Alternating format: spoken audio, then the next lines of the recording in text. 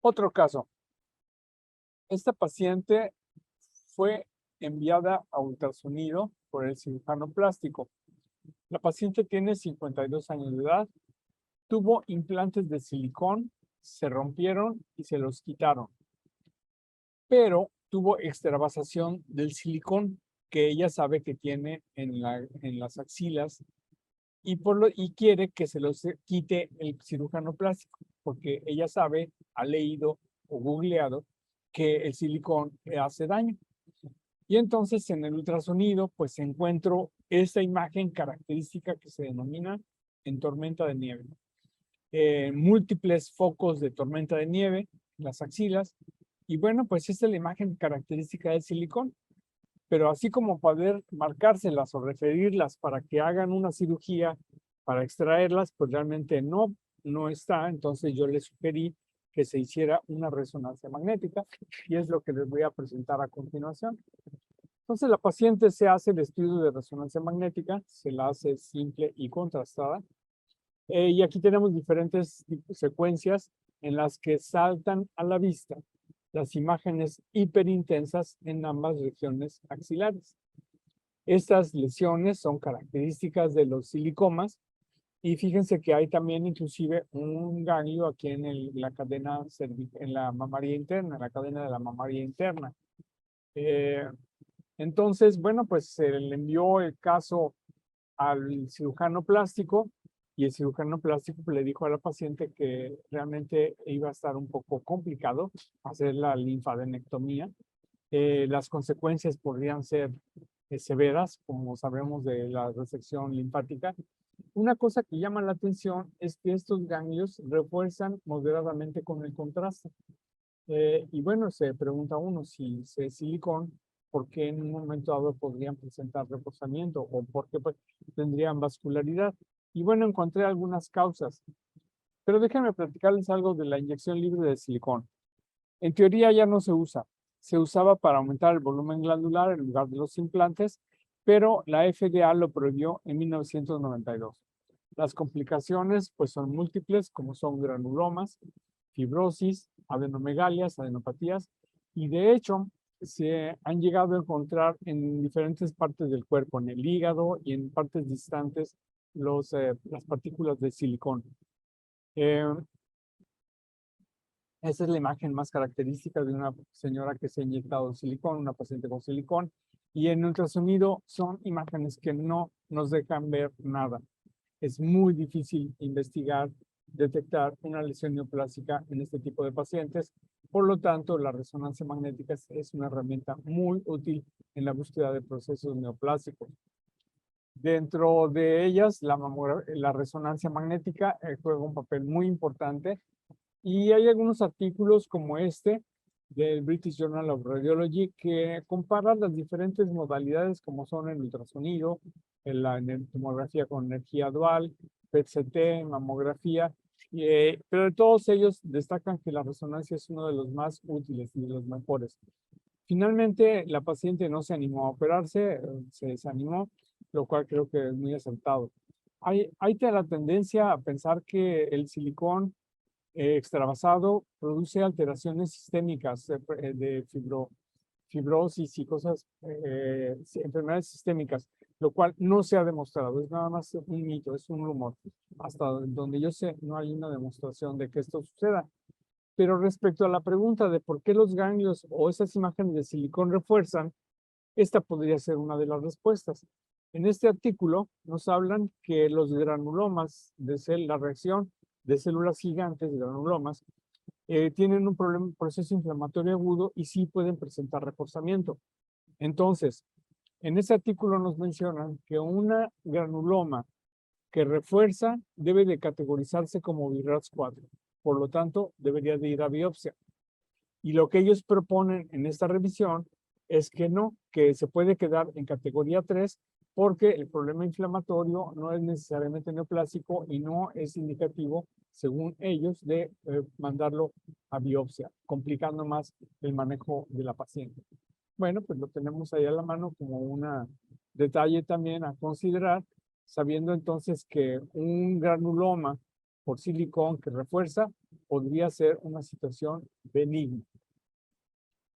Continuamos en nuestra presentación de casos. Tenemos este de peaches and cherries, o sea, cerezas y duraznos. Y vean, en nueva cuenta, hoy hallazgo en mamografía por detección oportuna de cáncer. Ahí hay una mama con un patrón A y tenemos una lesión densa que podríamos definir como una lesión de una masa de márgenes irregulares. Fíjense que está muy borroso sus contornos, de densidad alta, que no presenta calcificaciones y obviamente hay que hacerle ultrasonido. Fíjense el tamaño de la mama, fíjense el tamaño de la lesión, no es cosa fácil, requiere ciertas habilidades, se requiere saber en dónde está localizado en la mamografía para, aparte del rastreo general, ir a buscarla deliberadamente. Y bueno, resulta que cuando la encontramos en el ultrasonido, es una lesión francamente maligna. Es una lesión que por el ultrasonido es una mama con un patrón A, es una masa de márgenes de forma irregular, de márgenes no circunscritos, de márgenes angulares, es una masa hipoecoica que produce sombra acústica y miren qué bien demostrado en la elastografía la textura de la lesión, la dureza, que tiene un patrón de alta densidad, es dura, es una lesión dura. Así pues, no tenemos problema en clasificarla con un BIRATS alto, que es un 4C, y que evidentemente tiene que ir a biopsia. Esto es parte de lo que se busca en este tipo de campañas. Esto es lo que buscamos, encontrar nódulos de este tamaño que son susceptibles de un buen pronóstico. No así las lesiones como la que vimos hace rato, coespeculada, en la que hicimos la tomosíntesis, que son procesos neoplásicos muy, muy avanzados. Esta otra imagen, vean qué bonito girasol especulado. Veamos aquí el girasol y vemos las ramificaciones. Y bueno, acorde con las imágenes que estamos viendo, miren este otro caso interesante. 54 años, paciente asintomática. Claro, con una mama con un patrón B, relativamente fácil de interpretar, por decirlo de alguna manera, y una lesión densa y una lesión especulada. No tenemos ningún problema en tipificarla. A pesar de que podemos clasificarla con un BIRATS alto, un BIRATS 5, amerita ultrasonido, ya decíamos por qué. Porque necesitamos localizarla y hacer la biopsia guiada con ultrasonido de preferencia, que es más cómodo para la paciente y es más seguro. Vean aquí la lesión especulada, más alta que ancha, inclusive se ve algo de reacción hiperecoica alrededor, que podría ser un proceso inflamatorio alrededor. Y en la elastografía nuevamente se confirma que la lesión es dura. Entonces no tenemos problema para clasificarla como un BIRATS 5 relacionado con un nódulo especulado. Bueno, pues ya nos acercamos al caso estrella, que es el que les voy a presentar para que pedí la participación del doctor Escobar, el doctor Salgado.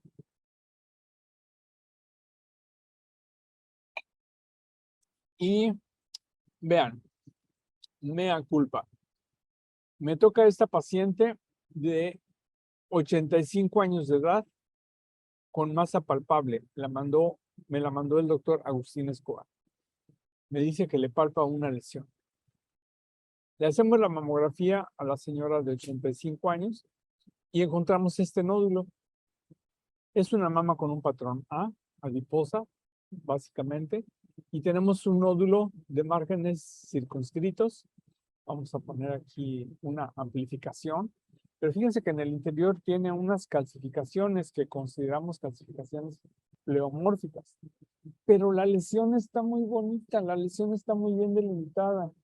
La paciente tiene 85 años. Es difícil pensar que no tuvieras, bueno, no sabemos si había estudios previos o no, pero realmente respecto a la masa, respecto al nódulo, podríamos decir que es un nódulo o masa oval o redonda, que es circunscrita, que es de alta densidad. Y bueno, las clasificaciones sin duda podríamos ponerlas en las finas pleomórficas o las lineales, pero por alguna razón Le hice ultrasonido, que de hecho también me la mandaron para el ultrasonido, y de nueva cuenta, vean esa lesión. ¿En qué se parece a las lesiones malignas que hemos visto? Es una lesión circular, circunscrita, no vascularizada, como pueden ver aquí con el Doppler. Sí se ven los puntitos de las calcificaciones en el interior, pero se veía bastante inofensiva. Y entonces, aquí tenemos la comparación del nódulo por mamografía con ultrasonido.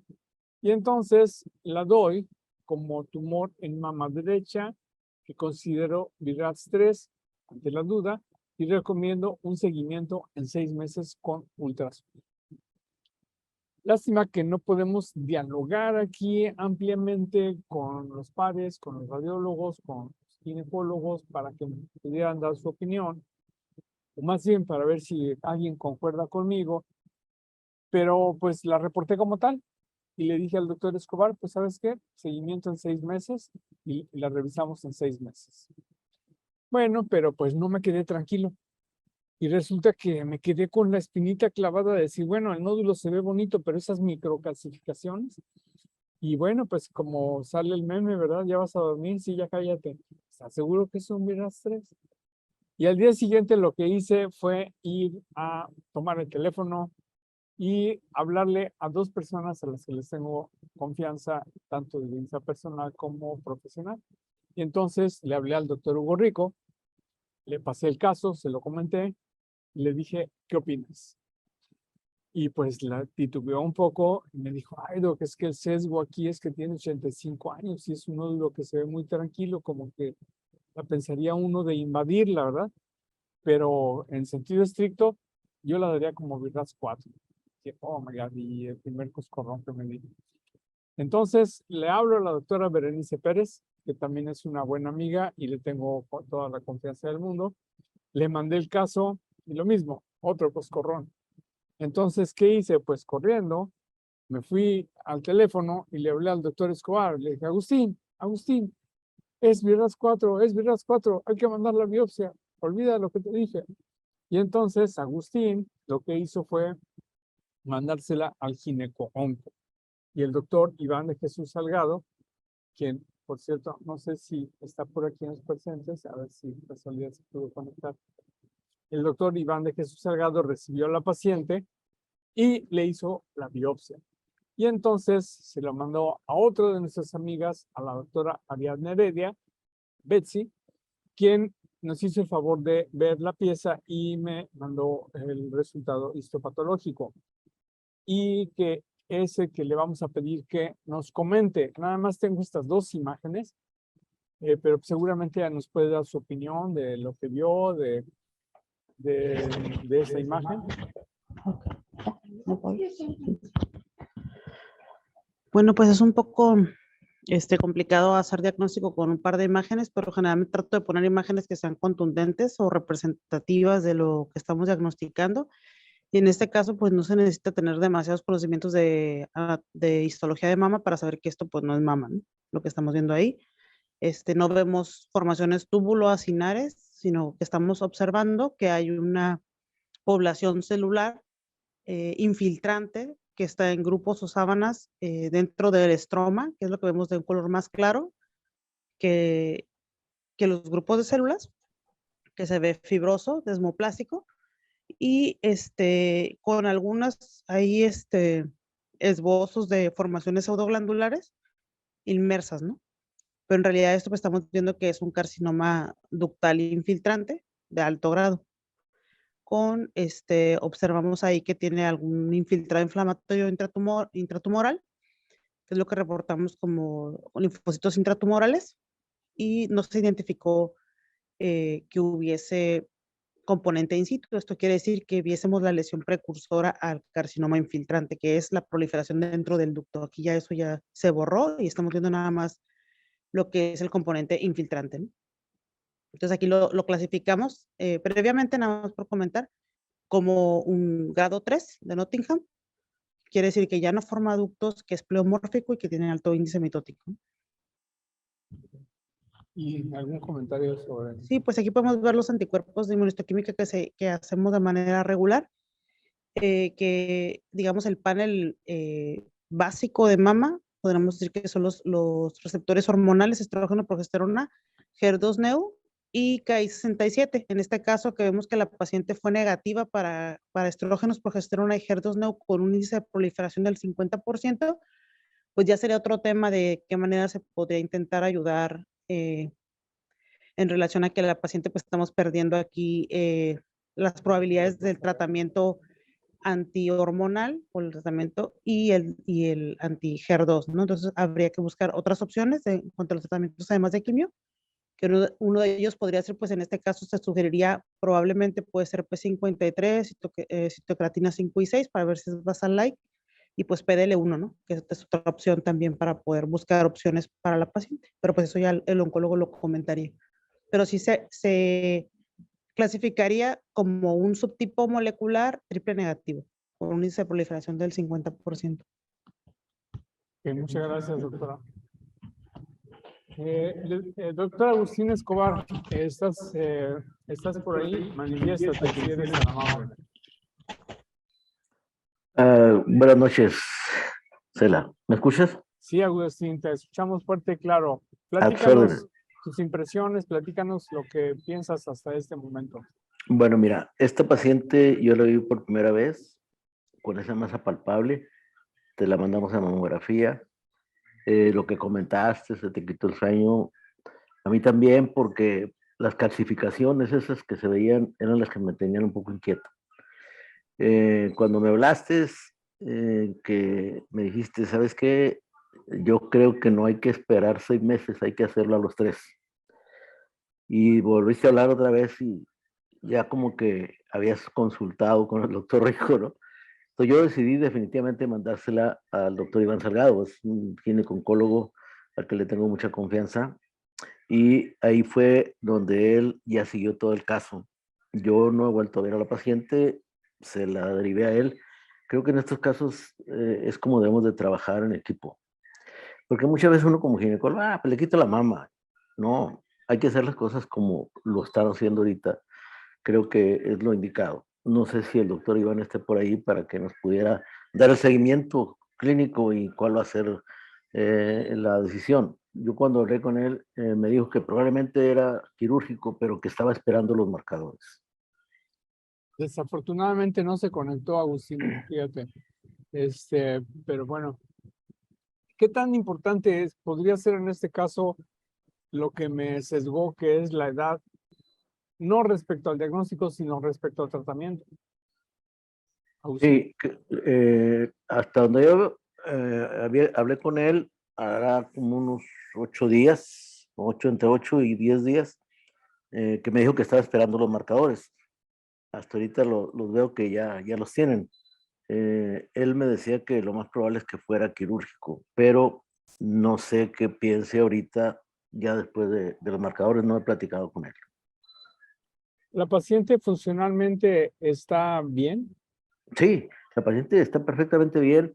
Hay el antecedente de que una hermana tuvo cáncer de mama, dentro de los datos que yo le pregunté. Ok. Bueno, pues muchas gracias, Agustín. Ojalá tuviéramos algún oncólogo por aquí a la mano que pudiera hacernos algún comentario, pero al parecer no lo veo, no veo ningún oncólogo por aquí, alguien en la audiencia que quisiera participar, que quisiera hacer algún comentario. Doctora Aldana, gracias por acompañarnos.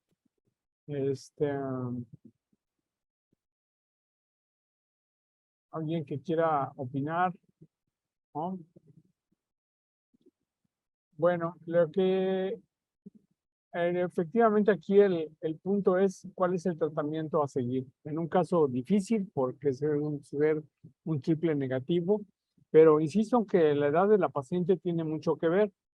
Hice alguna breve revisión ahí bibliográfica y encontré que hay este reportaje, este artículo ya viejito de 94, en el que revisaron 60 carcinomas en pacientes de edad avanzada, porque es una categoría aparte. O sea, el cáncer en pacientes de edad avanzada es diferente de una paciente de 40 años, porque por la cuestión funcional, por el pronóstico de vida, por las comorbilidades, por los riesgos quirúrgicos, etcétera. Y fíjense que curiosamente de las masas, de los tumores que encontraron en estos pacientes, el 40% eran masas especuladas. Ahorita pues ya sabemos muy bien, porque ya vimos durante esta sesión, ya vimos múltiples imágenes especuladas, ya vimos masas irregulares, ya vimos microcalcificaciones, masas con microcalcificaciones y masas de márgenes lisos. Fíjense que se presentaron el 2%, o sea, un solo caso tuvieron de estos 60 con un nódulo semejante a que vimos, o sea, no es tan frecuente. Por otro lado, en este otro artículo encontré que de los pacientes de más de 80 años con cáncer de mama, la mayor parte tienen estas características inmunohistoquímicas. H positivos, HER2 negativo.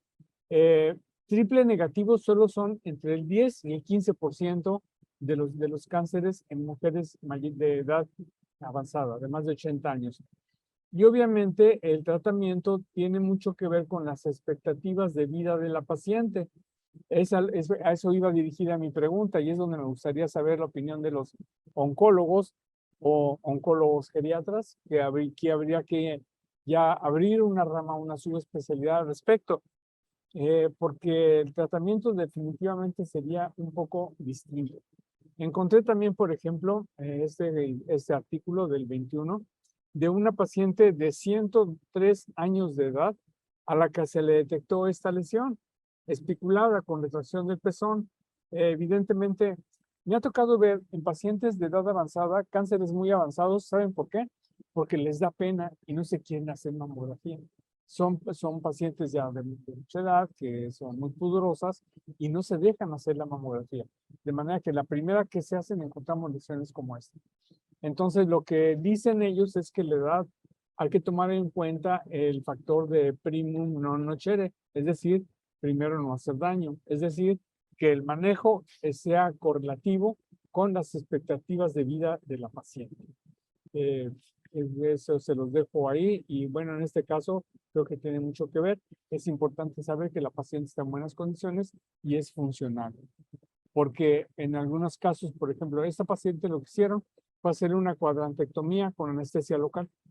Se le hicieron para evitar los riesgos quirúrgicos porque tenía obviamente todas las comorbilidades de una paciente de su edad.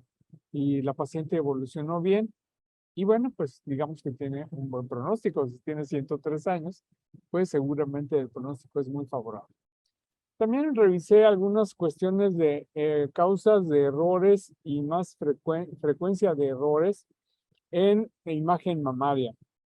Entonces encontré en este artículo, cuya referencia bibliográfica tenía que pagar como $30 para poder ver todo el artículo, así es que pues nada más puse copy-paste de la página. Aquí está la referencia, la de la doctora que dio esa conferencia. Ella dice que en un 42% de los errores diagnósticos se pierde la lesión, o sea, no la vieron, ya sea porque una técnica inadecuada del estudio, porque como en este caso, vieron estas calcificaciones y las dieron como benignas y al poco tiempo vean cómo progresaron, entonces fue un error, una pérdida de la lesión. Otra causa frecuencia de error es que una vez que encuentras una lesión, dejas de buscar más lesiones en el estudio. Es lo que se conoce como el signo del ojo contento o el happy eye. Ves algo anormal, estás bien contento, lo das por terminado el estudio y no investigas más. Ese es el 22% de los errores en diagnósticos de mamografía son por esta causa, de acuerdo a esta doctora. Anormalidad atribuida a una causa errónea, o sea, es una falla, digamos, lógica, es una falla de correlación lógica. Sobreconfianza en reportes previos, en un 6%, es decir, que si ya la vieron como benigna la vez pasada, pues lo más probable es que siga siendo benigna porque no ha cambiado, basándonos básicamente en reportes previos. Y ese es otro problema, ¿saben? Las pacientes con frecuencia, cuando se acuerdan que tienen que llevar algo, lo que llevan es el reporte, no llevan las imágenes. Y entonces mi investigación por ultrasonido o como sea, tiene que ser a la luz del texto. del radiólogo y no de las imágenes. Y ese es otro problema. Entonces, hay que ver las imágenes, no conformarnos con el reporte. El no tener acceso a estudios previos es 5%. La verdad, yo creo que en nuestro medio subiríamos del 5 como al 50%, no tanto, pero sí un porcentaje mucho más alto de que por no tener estudios previos, como les mostré en ese fibroadenoma, que se veía muy bien, con características benignas, pero si es de nueva aparición, pues hay que darlo como maligno, solo por el hecho de no tener estudios previos. Historia clínica incompleta o errónea, lo mismo. En las campañas de DOC estamos interpretando sin información clínica o con muy limitada información clínica. Deficiencias técnicas en el estudio, o sea, un nódulo que no aparezca en la mamografía, no lo voy a ver. Nódulos ocultos por implantes mamarios, no los voy a ver. Entonces, es otro factor de riesgo. Y bueno, yo agregaría errores de criterio, como el que me pasó a mí.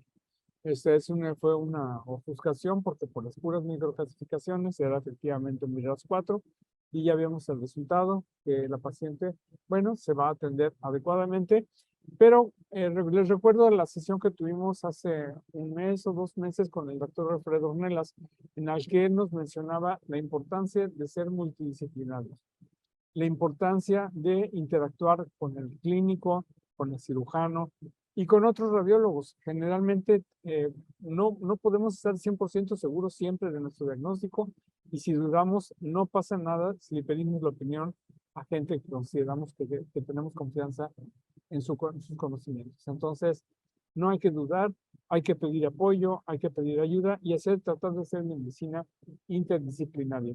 Y la verdad, es el esfuerzo que hacemos aquí, es el esfuerzo que agradezco mucho a todos los médicos que colaboran con nosotros, le agradezco mucho a nuestros amigos, al doctor Escobar que no falla, al doctor Rico que pues siempre está dispuesto a ayudarnos, a la doctora Heredia, y bueno, pues estamos entonces aquí, seguimos con estas sesiones, tal vez nos quede una más. Ya ahorita ya nos cansamos, ya estamos viendo las botellas así medio chuecas, como las del doctor Carlos Bueno. Este es después del brindis. Y bueno, pues muchas gracias por su atención. Si hay algún comentario que aquí de nuestro público, algo que quieran comentar, ¿no? Cela, yo Si hay quisiera alguien que comentarte algo. quiera hacer algún comentario Cela, a través del chat. ¿me escuchas, Cela? Bueno, Gracias a mis alumnos que nos acompañaron. Gracias, Pedro. Gracias, Nadia y todos los demás. Nadia, los que están por aquí. Muchas gracias. Ya saben que les va a tocar regalo de Navidad. Cela, ¿me escuchas, Cela? Bueno, pues de nueva cuenta, Agustín, gracias, buenas noches. Sí, buenas noches. Bueno que están con nosotros en nuestras sesiones de ciencia y convivencia y nos vemos dentro de un mes para, digamos, tal vez la última sesión del año. Buenas noches y muchas gracias.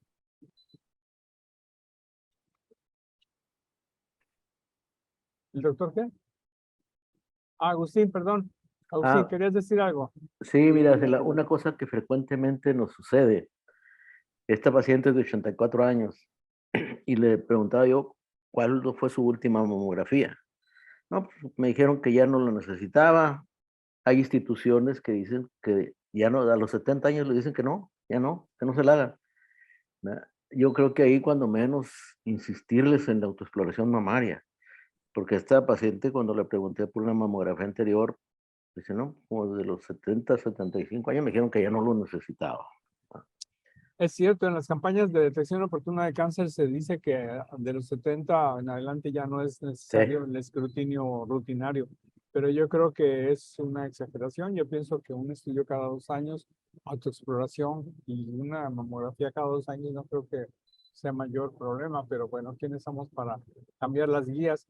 Tendríamos que pertenecer al grupo de expertos que se juntan en Colima con el doctor Chuy Cárdenas para que pudiéramos incidir. Pero bueno, lo que pasa es que estamos hablando de porcentajes y para atención de porcentajes es que se maneja eso de las campañas, ¿no? Pero en casos individuales es una prueba de que sí vale la pena continuar con el escrutinio.